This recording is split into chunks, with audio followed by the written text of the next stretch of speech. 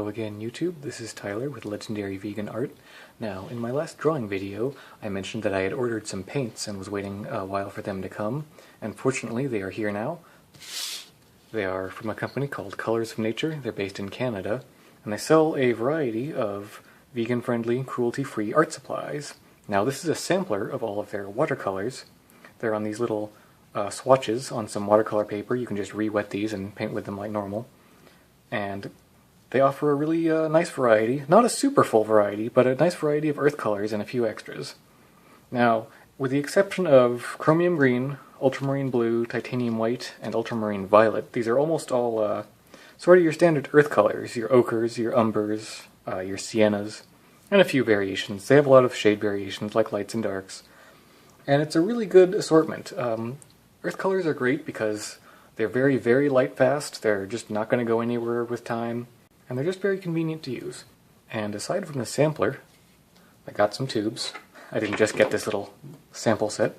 I got some tubes. I got a half dozen of some colors that looked promising, that I knew I'd be using a lot. And to see what all of these looked like, I painted out a sample swatch, because when you use watercolors, the painted color looks significantly lighter than the mass tone of the paint. And today I'm going to be coloring in a drawing that I did yesterday on some of the Colors of Nature on some of the Colors of Nature papers. Now, I also got a sample kit of several Colors of Nature recycled papers. They have several varieties: bamboo, lemon, mango, banana, and I already drew on the hemp one, and I'm going to see how they handle paint. Now, aside from just these things, I bought a couple of brushes. They have some faux Kolinsky and faux squirrel hair brushes. These are, of course, synthetic hair, not from real animals. And they were also nice enough to send me a little sample of their art soap, or art brush soap, for cleaning the paint out of your bristles when you're done painting. I've used it already. It's really nice. I like it a lot. So here's my drawing from yesterday. A friend on Twitter requested a picture of the Pokemon Hawlucha, which is pretty awesome. I haven't played any of the new Pokemon games, but he's a pretty cool looking guy, and I just had to draw him fighting Daisy. We got in a small argument over whether or not Daisy was the best princess, which she obviously is. So I'm going to be taping this one down just so that the water, the drying paints, don't cause any sort of buckling on the paper. I don't know how it is going to behave, so I'm going to play it safe. Got a little drafting tape here. It's low adhesion, so it won't rip up the paper when I get done and take it off. Excuse my poor technique if I'm doing anything wrong. Once again, I'm new to watercolor and haven't done this before, so bear with me. This is still just a fun experiment. I don't treat my channel as tutorials or guides or how-tos. It's just me having fun, trying new things, and just seeing how it goes. It's more like an art hangout than anything else.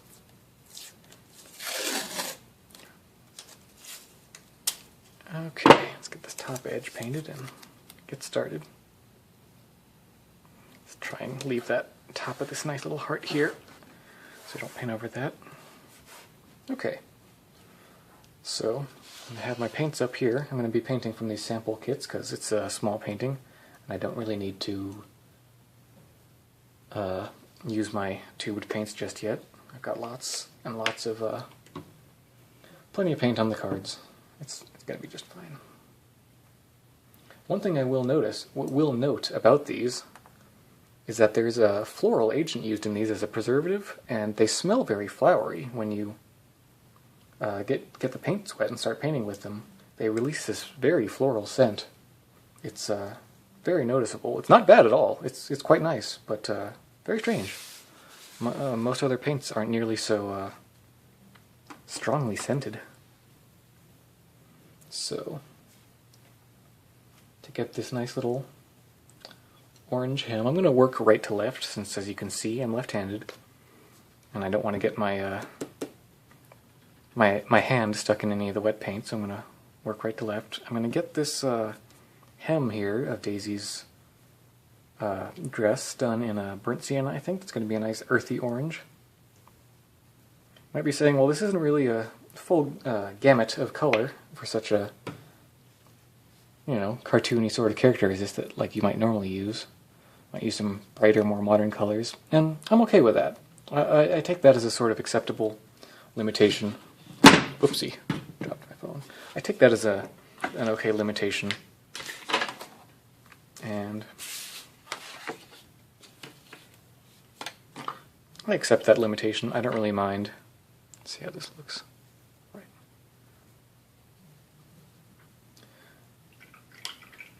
When you accept these limitations, you let your painting sort of look some sort of unique way. Accepting these limitations sort of takes some of the hard decisions and makes them for you. And you just got to deal with the results, for better or for worse. I think it's very freeing as soon as you stop worrying about these and just accept them. Let them color your work however they will.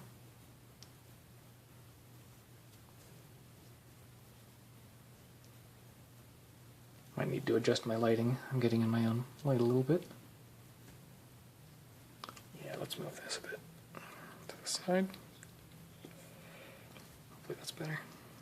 Might just be where I'm painting rather than how.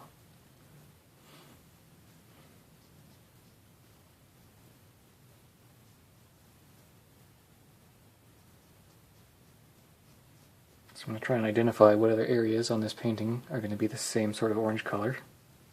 Get them all at once. You can't see it here, but I have a tablet open with some reference pictures. So I can get the colors just right.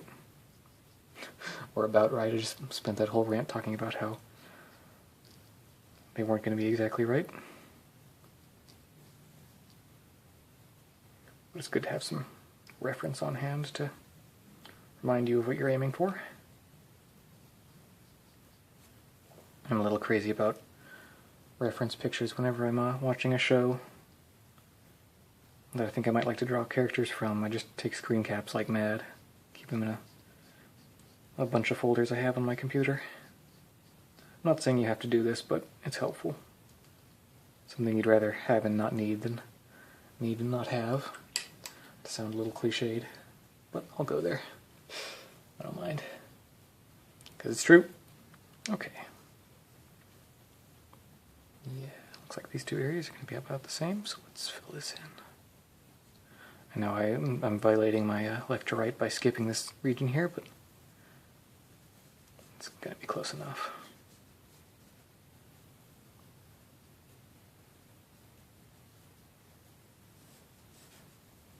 Get this outline and fill in. Once again, I'm still quite new to watercolors. Still learning the tricks of the trade. If you see me doing anything that makes you grit your teeth, just let me know. I'm all ears. You're not going to hurt my pride.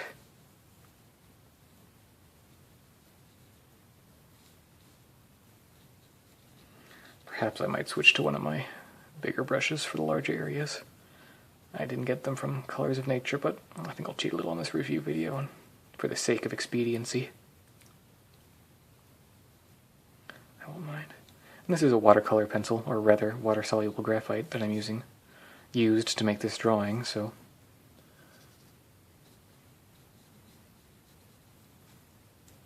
okay.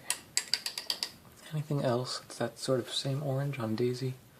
I don't think so. So I think I'm going to fill in the rest of her dress. Here's my new brush. With this, probably I'm going to use this goldenrod yellow. It's really nice. It's not a pure yellow, but it'll do. Yeah, it's going to be just fine. Using this bigger brush is a good idea. I think it'd just about drive you guys crazy if I tried to do the whole thing with that little one. This is a brush I did not pick out off the shelf, but I got it from Art Snacks, which is a really cool subscription box. That every month they send you a box with some art supplies in it. And they're all sort of, I don't want to say random, they're the same each month. For each person who gets it, you might get some slight variations. You might get a different brush size or shape or a different color of a paint or a marker or some such. I've subscribed to them for quite a while. I got a lot of really cool things that way. In fact, it was a tube of watercolors that they sent me that got me interested in picking up the medium. So, full circle, I guess. hopefully next month when my box comes, I'll do an unboxing video. You can do an art snacks challenge each month where you try to make an artwork using just the materials that they send you, and I find it's a good way to sort of spur your creativity. Sorry if I'm getting in my own way here. I think I'm still getting in my own light. I'm still going to try and figure this out. I record these at night because this window, or this desk, is right next to a window and it gets a lot of evening light, and the light's sort of constantly changing. So if I shoot in the later hours, then I have only artificial light and it's going to be stable, if not the best quality. And I'd move it and I'd try and figure out a better solution, but it's not really worth it because I am moving in a week and I have no idea where my new desk is going to be in my new setup, so I'll worry about that when I get there.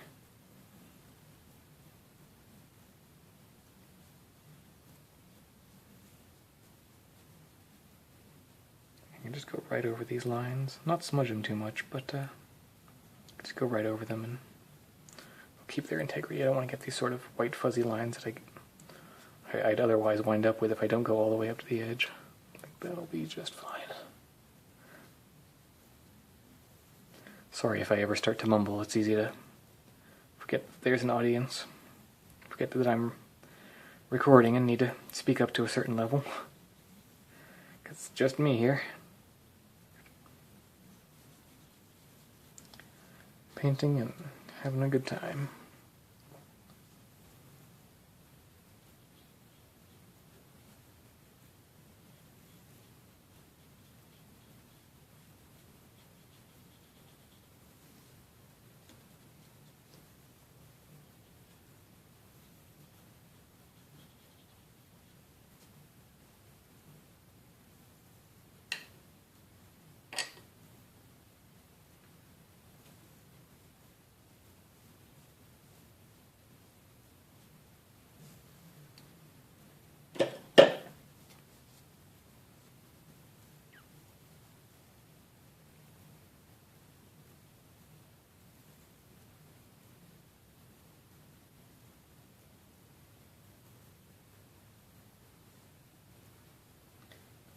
Okay, for the skin tone, I think I'm going to use the light yellow ochre color, but I'm going to water it down and get just a light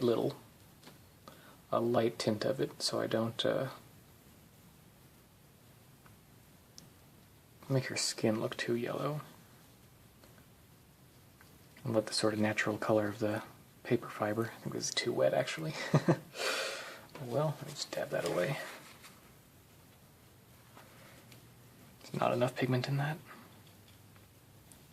Even if not, I can still sort of build up layers. Yeah, it's going a little too slow. A little more. Let's try this side. It's better to go too light and build up layers than too dark and have overstated your colors. I don't know much about watercolor, but I know that. So be quite careful. Actually, one of the reasons I've taken up watercolor is because the sort of unpredictable ways it dries can give you a lot of really cool effects. And I'm trying to learn to sort of let go a little bit in my art because it's easy for me to be a little too obsessive over detail and demanding, trying to get everything to turn out just exactly the right way, and that's not always possible. So I picked up watercolor, trying to ease up on the reins a little bit. And I'm glad I did. It's a really fun experiment.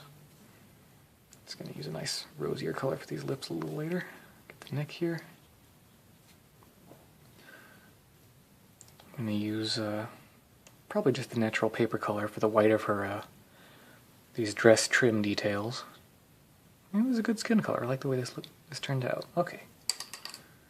Even though I've taped down my picture, it's still sort of buckling a little bit, but I don't mind. Okay, what do we do next? I think I'm gonna just dab in some details with this chromium green. Details on the gems on her crown and on her earrings, and this little ornament here. It's a little too wet. Spread that out a little. Yeah. I'm still trying to figure out how to control a little better the amount of pigment versus the amount of water I get in watercolors. Still figuring out paint control and brush control. I figure that these things will come in time. I'll let these dry because they're nice and small. They're surrounded by white areas, so I'm not too worried about getting other colors in them. Let's see, turn back my tablet, get my references.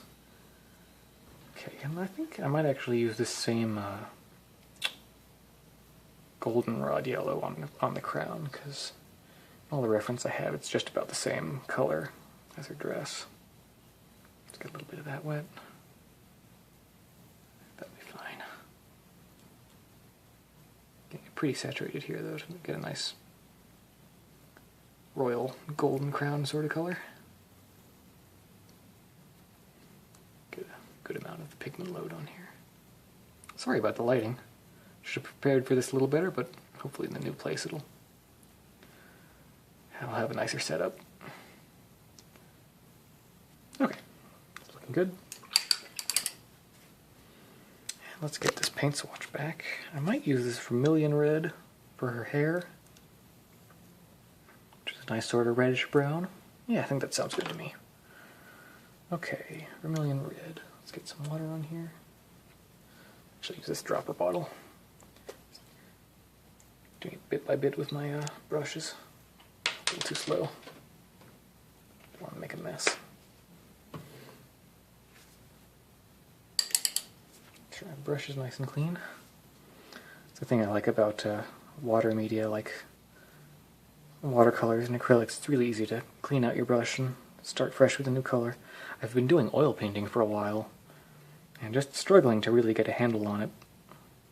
It's a beautiful medium, and I'm sure it's capable of a lot of great things, but I personally have been having a lot of trouble getting it working the way I want to. Hopefully I'll have some videos of that up before too long. But for now, I'm quite happy to experiment with these watercolors.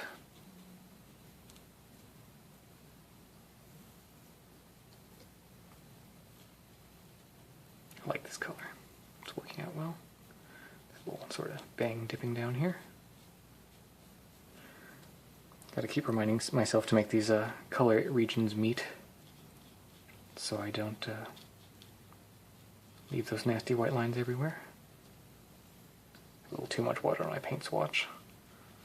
I guess you can't see, so you don't mind.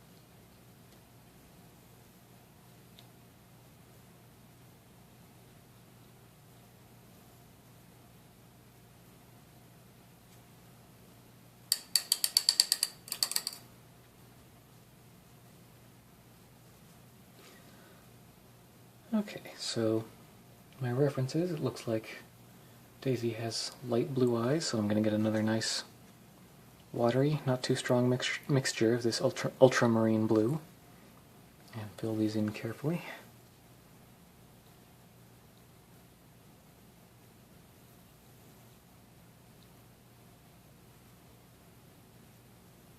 The eyes are an area you have to be very careful because it's easy to sort of accidentally change someone's expression by making very subtle changes.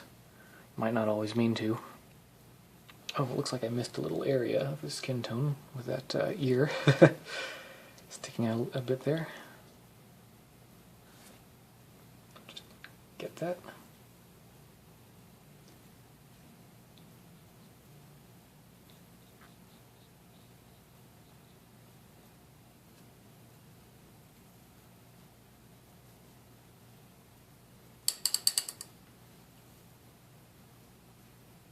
Okay, I'm going to get just a touch more of this vermilion red for her shoes here. They're poking out way over here. If I had a more full color palette, I think I'd use a brighter red, but I don't have that, and I don't mind.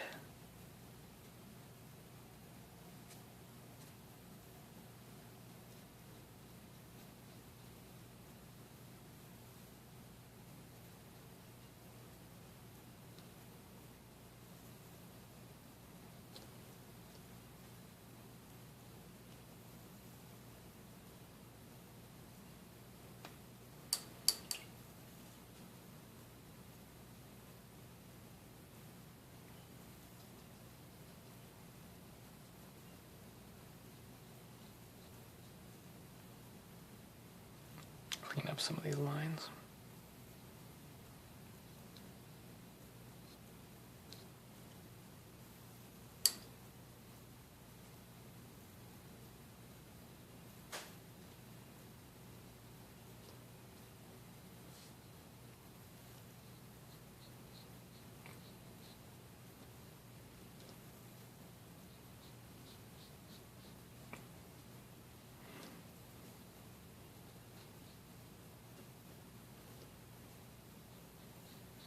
This isn't the first time I've said this, and it won't be the last, but it's always good to take a break from your drawing or painting and come back to look at it with fresh eyes.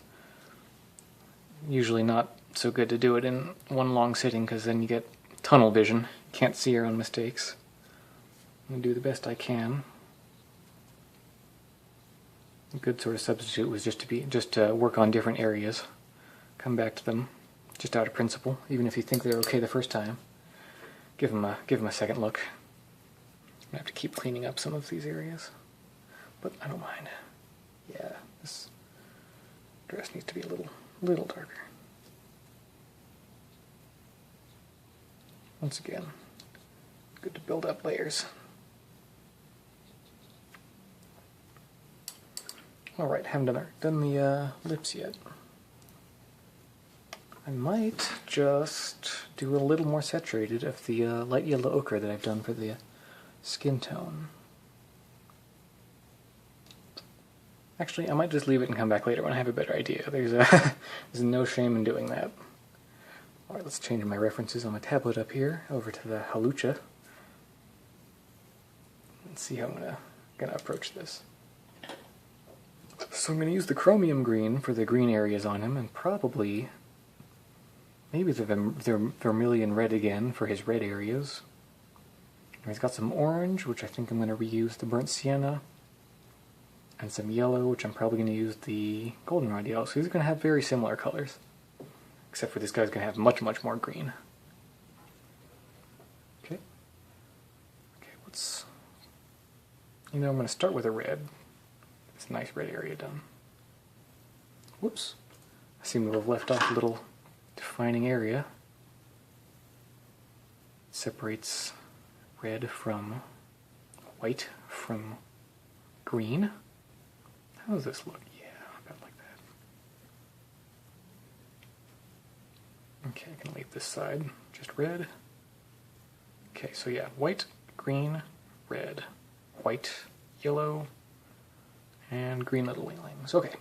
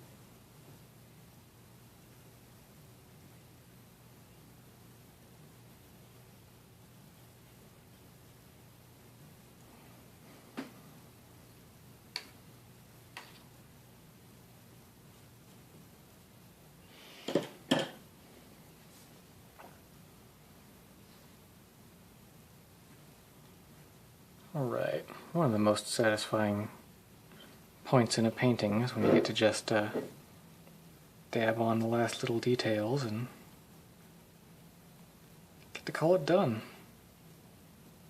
Now I'm going to take my own advice. I'm going to take a step back from this and maybe revisit it in a little while, but I think that's about all I'm going to do in this video. Really happy with how this has turned out. Got to experiment with my new paints a bit, and I really like them. They have good working properties. I'm definitely still not an expert, but yeah, this has been really fun, and I hope you enjoyed watching as much as I enjoyed painting with these. So if you have any questions or suggestions, or just, let me know if you like the video, please get in contact with me. I'll put my Twitter and other information in the description, and let me know what you think. And thanks again for watching. I appreciate it a lot. Thank you. Bye.